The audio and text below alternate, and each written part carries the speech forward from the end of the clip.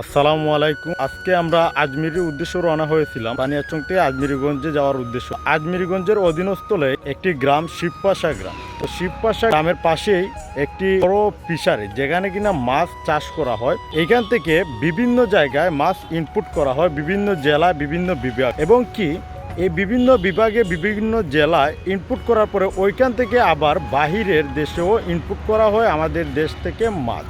আমাদের জন্য একটা আয় উন্নতির উৎস। মাছ চাষ করার মাধ্যমে আমাদের দেশের অর্থনীতিতে অনেকটাই উন্নতি করতে আছে। এমন না যে ক্ষতি হচ্ছে, আমাদের অনেকটাই উন্নতি করতে আছে এই মাছ চাষের মাধ্যমে। বিভিন্ন জায়গায় মাছের যে অপূর্ণতা ওইটা আমরা পূরণ করতে পারতেছে আমাদের দেশের কৃষক ভাইয়েরা। এটাই আমাদের জন্য অনেক। আজকে আমরা চলে আসছিলাম বানিয়াচং থেকে আজমিরগঞ্জের উদ্দেশ্যে রওনা হয়েছিলাম। তো এখানে শিবপাশা গ্রামের পাশে একটা ফিশারি দেখলাম, মনে হলো আপনাদের সামনে এটা উপস্থাপনা করা উচিত। এই যে ফিশারিটা অনেক বড় আকার নিয়ে একটা ফিশারি, তো এখানে মধ্যে মৎস্য চাষ করা হইতে আছে। এটা আসলে অনেক সুন্দর একটা সুব্যবস্থা, আমাদের দেশের জন্যই অনেক ভালো একটা উদ্যোগ।